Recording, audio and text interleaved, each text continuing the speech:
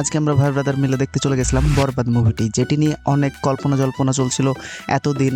মুভিটি কেমন হবে, মুভিটির পিছনে রিলিজ দেওয়া নিয়ে অনেক কেচ্চা কাহিনী হয়েছে। তো ফাইনালি আমরা দেখে ফেলেছি বরবাদ মুভিটি। তো সেটি আপনাদের সামনে তুলে ধরবো যে আমার পয়েন্ট অফ ভিউ থেকে বরবাদ মুভিটি আমার কাছে কেমন লেগেছে। নেগেটিভ এবং পজিটিভ দুই সাইডই বলবো। যে আমার পয়েন্ট অফ ভিউ থেকে, আমি মুভি ক্রিটিক্স না বা মুভি রিভিউয়ার না, আমার কেমন লেগেছে সেটাই জাস্ট আপনাদের সাথে শেয়ার করবো। এই ঈদের ফার্স্ট ভিডিও শো, আপনাদেরকে সবাইকে আমার পক্ষ থেকে ঈদ মোবারক। গতকালকে ছিল ঈদ এবং গতকালকে আমরা হুট করে প্ল্যান করে বসি যে আমরা রাজশাহীতে ফার্স্ট শো বরবাদের দেখতে যাব। সেজন্য আমরা দুপুরেই অ্যাডভান্স টাকা পে করে আমরা আমাদের টিকিট বুক করে ফেলি, 7টা টিকিট। তো আমাদের এখান থেকে যে টাইমে বের হওয়ার কথা ছিল, ফয়সালার কারণে সেই টাইমটা খুবই ডিলে হয়ে যায়। আমরা খুবই চিন্তিত ছিলাম যে আমরা হয়তো বা ফার্স্ট থেকে মানে প্রথম থেকে মুভিটি দেখতে পারবো না। কি বলবো ভাই, এটাই বুঝে পাই না। এখন মনে করেন যে একটা জায়গায় আমরা প্ল্যান করেছি, এই জায়গাতে ফয়সালা ফাঁকা সালা লেট করতেছে, আর মেজাজটা কেমন লাগে ভাই?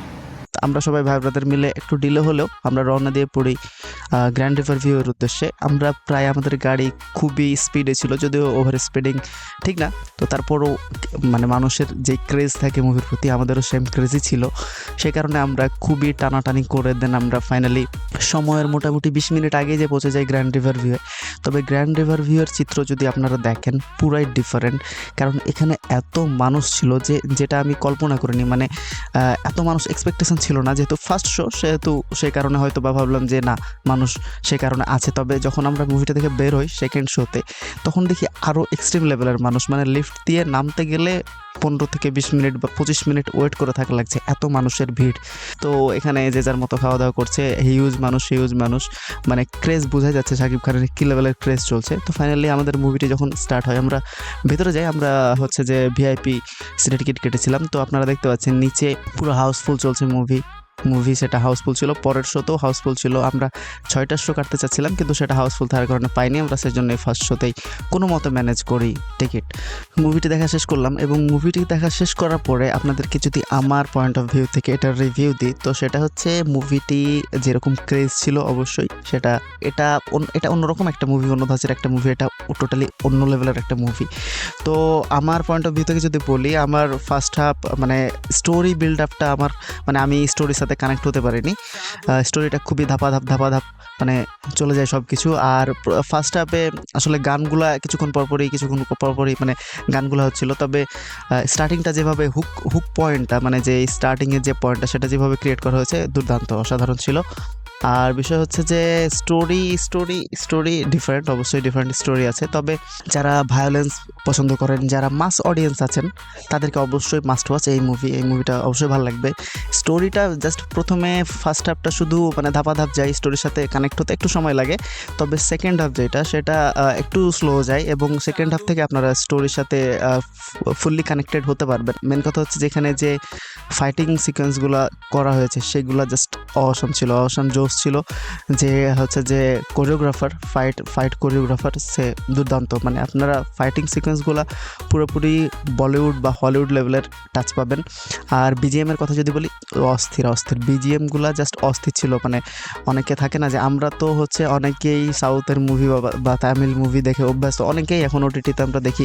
তো সেখানে কি হয়, হিরো যখন এন্ট্রি নেয় বা কোনো একটা হচ্ছে ফাইট সিকোয়েন্সে ব্যাকগ্রাউন্ডে যে মিউজিক চলে, সেটা অনেকটাই সেই সিকোয়েন্সটাকে ফুটিয়ে তোলে, সেই সিকোয়েন্সটাকে মাসি বানায়। তো সেই জিনিসটা এটার মধ্যে অবশ্যই আছে।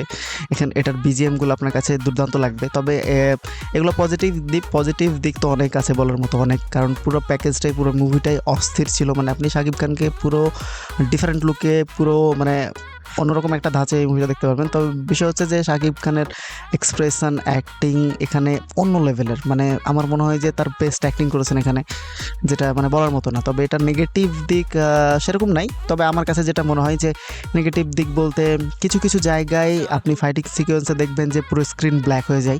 সেই জিনিসটা আমার কাছে ভালো লাগেনি যে অডিয়েন্স, যেহেতু আমরা সব কিছু দেখতে গেছি। সো এটা হয়তো বা ওই 16 সেকেন্ডের কাটের মধ্যে পড়ে। তো কিছু জায়গায় ব্লার আছে, আর কিছু জায়গায় ব্ল্যাক স্ক্রিন আছে। আরেকটা মেন জিনিস যদি না বললেই না, এটা স্পয়লার দিচ্ছি না, তারপরে বলছি। বিষয়টা হচ্ছে ভিলেনের সাথে শাকিব খানের যে কনভারসেশন সেটা খুবই কম। আমরা যেমনটা অনেকেই পছন্দ করি যে ভিলেনকে মানে হিরোর থেকে বেশি পাওয়ারফুল করা উচিত, মানে ভিলেনের ডার্কনেসটা বিল্ড আপ করা হয়েছে ফিনিশিংয়ে, যে মানে তার সাথে শাকিব খানের খুব একটা কনভারসেশন নাই, তার রান টাইম খুবই কম মেন ভিলেনের। লাস্টে যে শুধু মানে কয়েক জায়গায় দেখতে পাবেন ভিলেনের সাথে শাকিবের কনভারসেশন। তো ভালো হয়েছে, তবে আশা ছিল যে আরও মানে ভিলেনের ক্যারেক্টারটা আরও বেশি বিল্ড আপ হবে, আরও বেশি পাওয়ারফুল করে ভিলেনকে প্রেজেন্ট করা হবে। তো সব কিছু তো একটা মুভিতে পারফেক্টলি হয় না, আর সবার হয়তো বা মানে এক্সপেকটেশনও একই না। তো আমার এক্সপেকটেশন ছিল এটা। ওভারঅল মুভিটা আমার কাছে খুবই ভালো লেগেছে। তো এরকম মুভি বাংলাদেশের মানুষ অবশ্যই দেখতে পছন্দ করবে, মাস্ট ওয়াচ এই মুভি। বাকি মুভিগুলো আমার দেখা হয়নি, ওগুলো দেখি কখন দেখা হয়। তবে এই মুভিটা আমি আপনাদেরকে বলবো অবশ্যই মাস্ট ওয়াচ এই মুভিটা দেখবেন। আশা করি কেউ হতাশ হবেন না, কারো বোর লাগবে না বা খারাপ লাগবে না। এই ঈদের ব্লাস্ট মুভি হচ্ছে এটা। তো আমরা মুভি দেখে দেন কিছুক্ষণ আড্ডা দিয়ে চলে যাই বাসায়। তো আমার এই ভিডিও এই মুভির সাথে এখানে শেষ করছি। দেখা হচ্ছে নেক্সট কোনো ভিডিও দেবেন, নেক্সট কোনো ব্লগে। ততক্ষণ সবাই ভালো থাকবেন, সুস্থ থাকবেন। আল্লাহ হাফেজ।